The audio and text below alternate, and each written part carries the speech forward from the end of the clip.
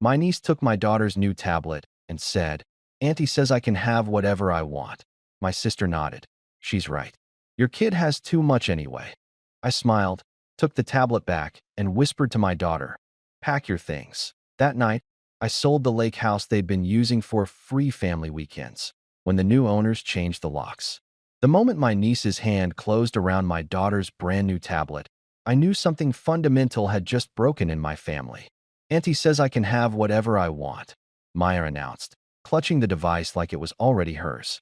She was 8 years old and so confident in her entitlement that she didn't even look at me for permission. My daughter Emma, also 8, stood frozen, watching her cousin walk away with the birthday present she'd opened 30 minutes ago.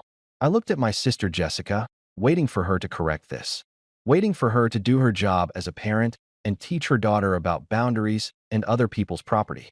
Instead, Jessica shrugged. "She's right. Your kid has too much anyway. Maya never gets nice things like this. It's only fair." The living room went silent. My wife Claire's hand found mine.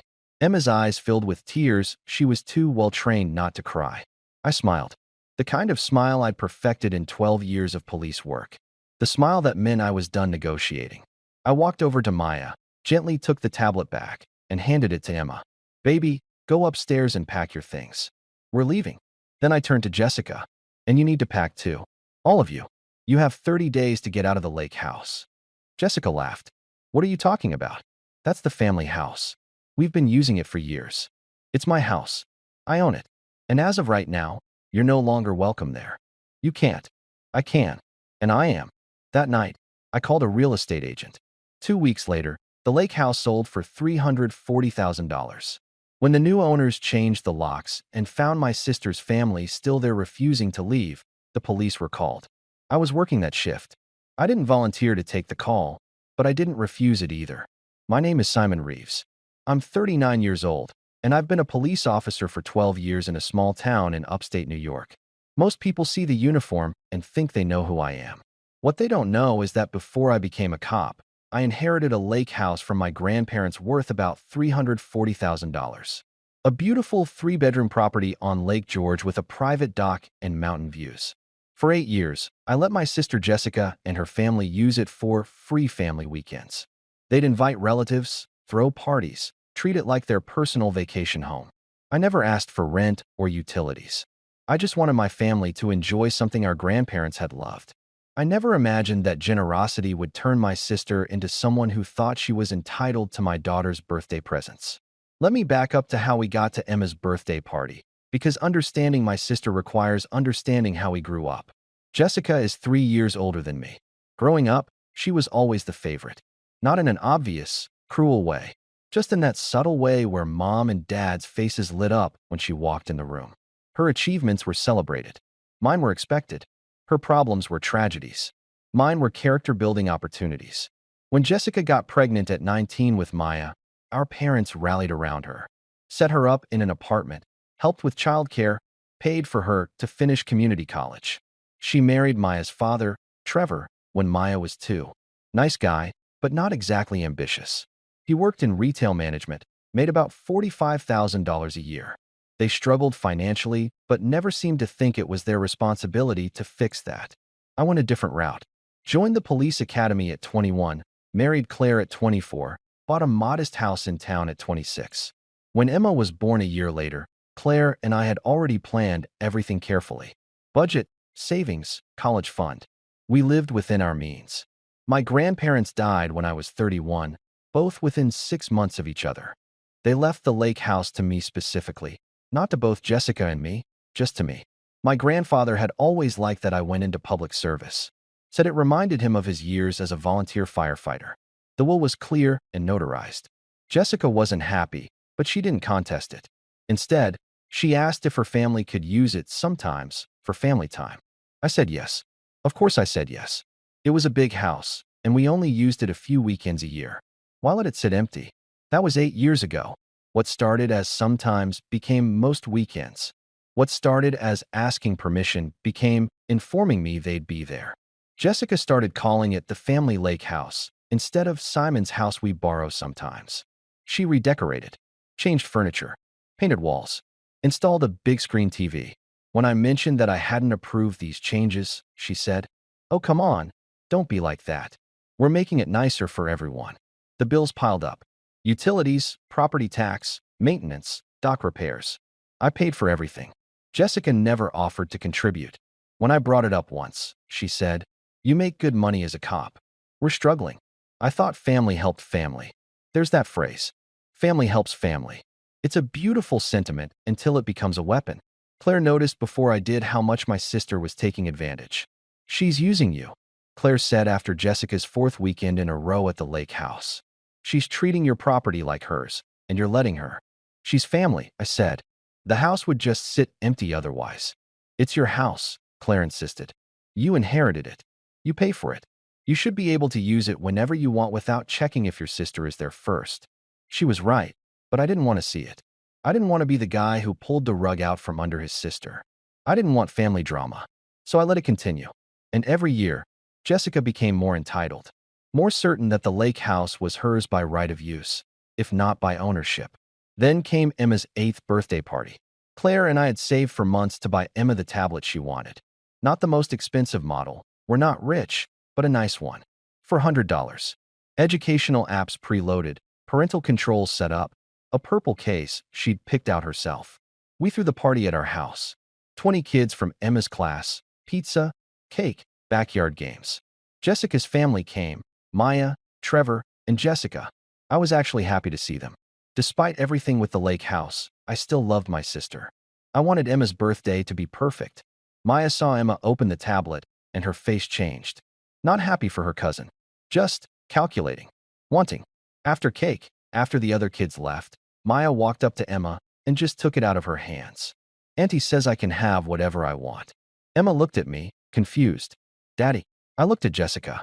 "Tell your daughter to give it back." Jessica crossed her arms. "She's right. Your kid has too much anyway.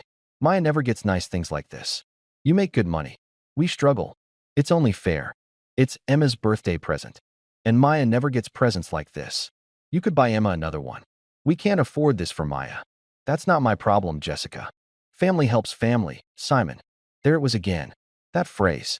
That weapon. Claire stood up. "Give Emma her tablet back. Now." Before I continue, if you're enjoying this story, please hit subscribe and tell me in the comments where you're watching from and what time it is there. I read every single comment, and it truly means the world to me. Thank you for your support. Now, back to the story. Jessica's face went hard. "You two are so selfish. You have everything.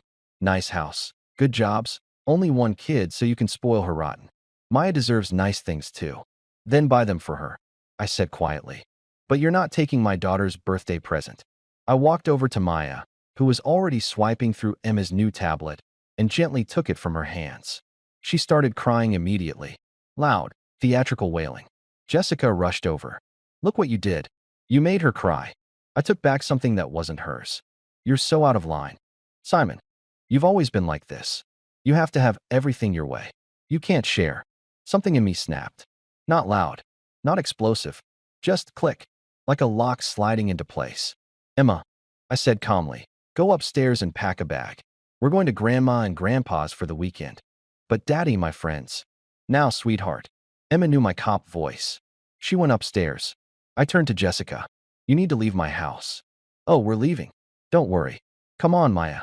Let's go to the lake house, where we're actually appreciated." "About that," I said. "You have 30 days to remove all your belongings from the lake house." Jessica froze. "What? The lake house is mine. I've let you use it for free for 8 years. That's over. You have 30 days to get your stuff out. You can't kick us out. That's the family house. It's my house. I own it. Check the deed if you don't believe me. Mom and Dad will never forgive you for this." "Then I guess I'll deal with that." Trevor, who'd been silent this whole time, put his hand on Jessica's arm. "Let's just go." "No." Jessica's voice was getting shrill. "This is ridiculous. Over a stupid tablet? You're going to destroy the family over this." "I'm not destroying anything," I said. "You did that when you taught your daughter she's entitled to other people's things. When you decided my generosity was your right. When you forgot that boundaries exist." "Simon." 30 days, Jessica. After that, you're trespassing." They left. Maya was still crying. Jessica was calling me every name she could think of. Trevor looked embarrassed, but said nothing. After they were gone, Claire hugged me. You okay? No, but I did the right thing. You did. Emma came downstairs with her packed bag. Are we really going to Grandma's? Actually, I said, we're going to the lake house. Just us. Our family. Like we should have been doing all along. That weekend at the lake house was perfect. Emma swam in the lake. We grilled burgers on the dock. I taught her to fish. No Jessica. No Maya. No drama. Just my family enjoying property that was actually ours. On Monday, I called a real estate agent. I need to sell a property. Fast. Sarah Kimball had sold houses in the area for 20 years. She took one look at the lake house and whistled. This'll sell in a week. Beautiful property. Great location. I can list it at $340,000 and will probably get multiple offers. Listed at $320,000, I said. I want it sold quickly. You sure? You could get more. I'm sure. She listed it Tuesday. By Friday, we had 3 offers. I accepted one for $335,000 from a nice couple from Boston looking for a vacation property. Cash sale, close in 2 weeks. I didn't tell Jessica. I figured she'd find out soon enough. Day 15 came and went. Jessica's stuff was still at the lake house. I drove by on day 20. Her car was there. They were using it like nothing had changed. Day 30 arrived. Closing day. The new owners, Mike and Laura Chun, met me at the lawyer's office. Papers signed, money transferred. The house was theirs. I handed them the keys. There might be one small problem. What's that? My sister's family has been using the house. They were supposed to be out by today. I'm not sure if they left. Mike frowned. Are they still there? Possibly. Do we need to get the police involved? I pulled out my badge. I am the police. If they're still there when you arrive, call the non-emergency number. Officers will respond and remove them for trespassing. Laura's eyes widened. Your own sister? My own sister who's been taking advantage of my generosity for 8 years and thinks she's entitled to property she doesn't own. They drove to the lake house. I followed in my patrol car. I was on duty anyway. Sure enough, Jessica's SUV was in the driveway. Smoke coming from the chimney. Lights on. They were having a family weekend. Mike called the non-emergency line. We just purchased this property and closed today. The previous owner's relatives are inside refusing to leave. We need them removed for trespassing. Dispatch sent 2 units. I watched from my car as my colleagues arrived. Officer Martinez knocked on the door. Jessica answered, smiling, then saw the uniforms and the smile vanished. Can I help you? Ma'am, these people are the legal owners of this property as of today. They're asking you to leave. There must be some mistake. This is my family's house. Ma'am, it's not.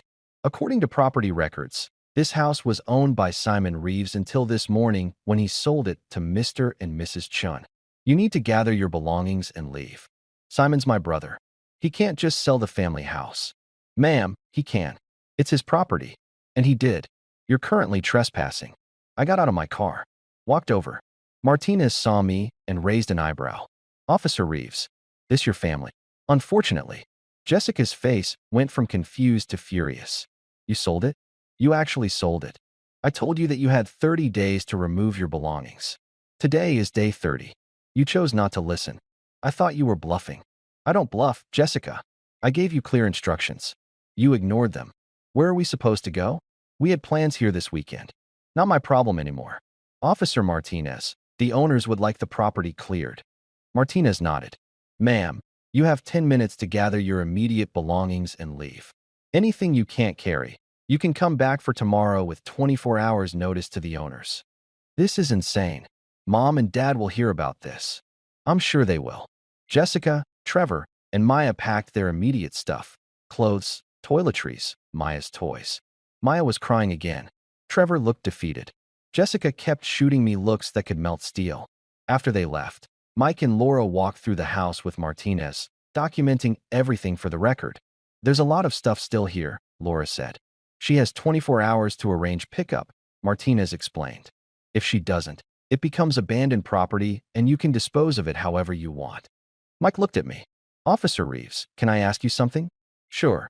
Why didn't you just evict her through the courts? Why sell? Because if I'd just evicted her, she'd have found a way back in. She'd have worn me down with guilt trips and family pressure until I gave in. Selling it meant there's no way back. The bridge isn't just burned, it's demolished. He nodded slowly. I get that. Family's complicated. You have no idea. I went home that night and found Claire in the kitchen. Emma was upstairs doing homework. It's done, I said. How do you feel? Lighter. Guilty. Relieved. Angry. All of it at once. Your phone's been ringing. I checked. 17 missed calls from my mother. 9 from my father. 23 from Jessica. Multiple texts, most of them containing words I don't want Emma to learn. I called my parents. Mom answered on the first ring. Simon James Reeves, what have you done? I sold my lake house. That was your grandparents' house. You were supposed to keep it in the family. I did keep it in the family. I kept it for my family, Claire and Emma, not for Jessica to use as her personal vacation home while I paid all the bills. She's your sister, and she's been taking advantage of me for 8 years. Today at Emma's birthday party, Maya took Emma's brand new tablet, and Jessica said it was fine because Emma has too much. That was the last straw. It's just a tablet, Simon. You could buy another one. It was Emma's birthday present. And no, I shouldn't have to buy another one because my sister can't teach her daughter not to steal. Dad got on the line. Son, this seems extreme. Dad, I gave Jessica 30 days notice to get her stuff out. She ignored it and was still using the house on closing day. The police had to remove her for trespassing. You called the police on your own sister? The new owners called the police. I just happened to be working that shift. Silence. You've changed, Mom said finally. You used to care about family. I do care about family. That's why I'm protecting my daughter from learning that it's okay to take other people's things. That's why I'm teaching her that generosity has limits and boundaries matter. Your grandparents would be so disappointed. That hurt. But I pushed through it. My grandparents left that house to me specifically, not to Jessica, to me, because they knew I'd be responsible with it. I was responsible. For 8 years, I let Jessica use it for free while I paid thousands in bills. That was generous. She turned my generosity into entitlement. That's on her. We raised you better than this. You raised me to be fair, to stand up for what's right. That's what I'm doing. Mom hung up. Dad stayed on the line. Simon. Yeah, Dad. I don't agree with what you did, but I understand why you did it. That's all I'm asking for. Your mother will come around. Eventually. And if she doesn't, then that's her choice. We hung up. Claire came over and hugged me. That sounded rough. Family is complicated. Your family is complicated. My family thinks you're a hero. I laughed despite everything. At least someone does. The next few weeks were quiet. Jessica picked up her remaining belongings from Mike and Laura with Trevor's help. She didn't speak to me, didn't look at me, just loaded everything into a U-Haul and left. My parents called occasionally, but the conversations were strained. Mom was clearly Team Jessica. Dad was trying to play neutral, but leaning toward understanding my side. Then something unexpected happened. I got a call from Trevor.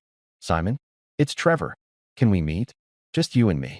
We met at a diner in town. Trevor looked exhausted. Look, he said, stirring his coffee nervously. I wanted to apologize. For what? For not standing up to Jessica. For letting her take advantage of you for so long. For not stopping Maya from taking Emma's tablet. I hadn't expected this. Okay. Jessica's been like this for a while. Getting worse. She feels entitled to things because she had a kid young and it was hard. She sees your success and thinks it's not fair. She doesn't see all the work you and Claire put in. I appreciate you saying this. I talked to her about the tablet thing. She thinks she was right. That Maya deserved it more because she doesn't have as much. That's not how the world works, Trevor. I know. I tried telling her. She won't listen. He paused. I'm thinking about leaving her. I wasn't sure what to say to that. I'm tired, he continued.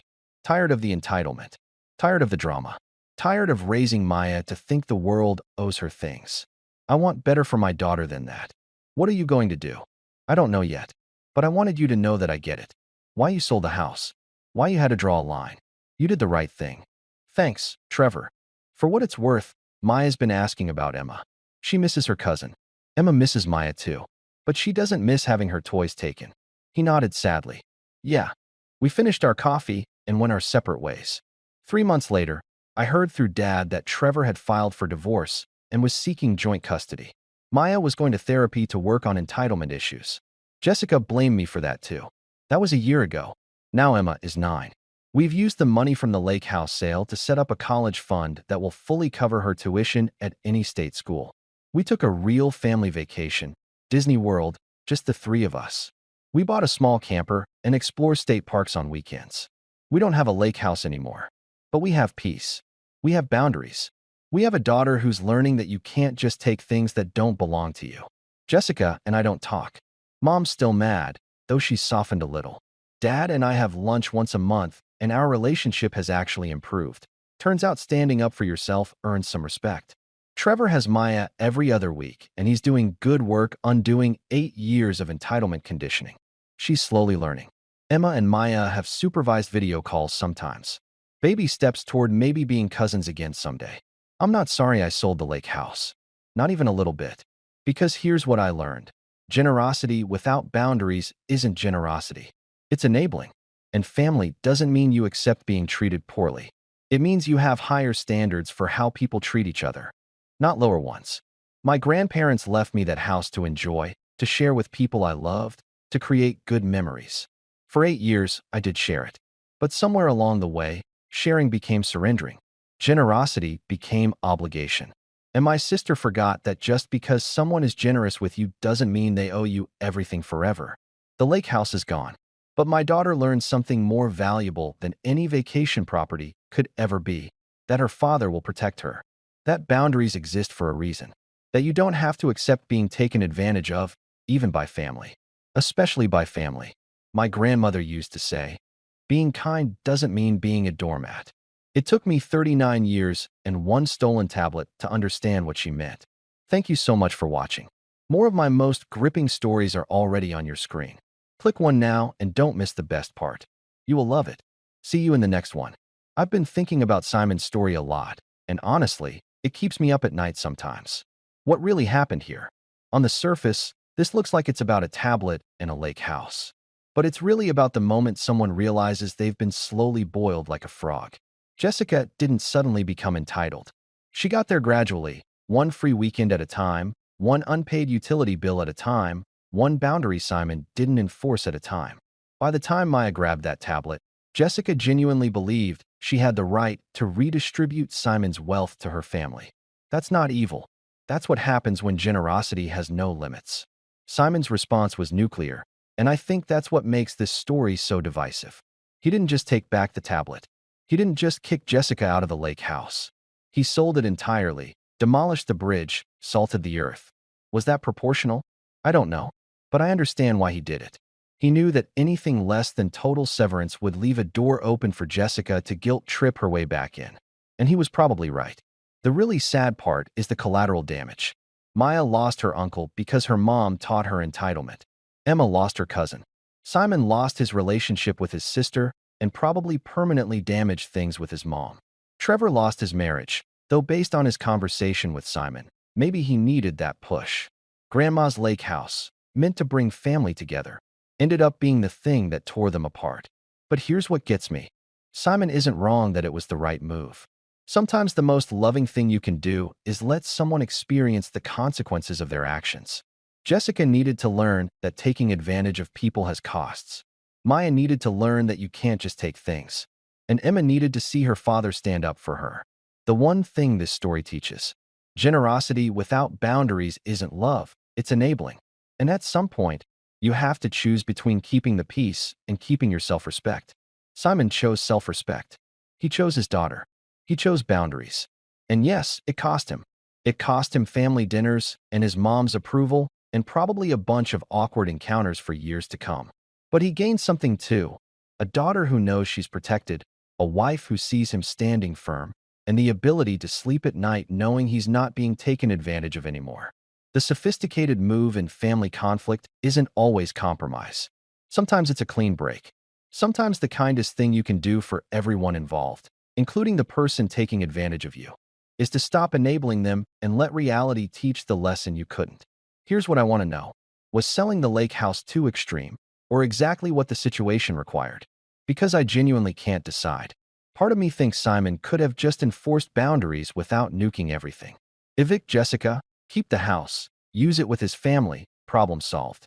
But another part of me thinks he read the room perfectly, that Jessica would never have stopped, that family pressure would have worn him down, and that the only way out was to eliminate the asset entirely. What do you think? Was this healthy boundary or too drastic? Could Simon have handled it differently, and gotten a better outcome? Or was this always going to end in either total severance or lifetime doormat status with no middle ground? And here's the uncomfortable follow-up. If you were Trevor, would you have stayed? Because he watched this whole dynamic for years and said nothing until it was too late. Is he a victim here or an enabler? Drop your thoughts below. I need to know how other people see this because I'm genuinely torn. I'm genuinely torn. I'm genuinely torn. I'm genuinely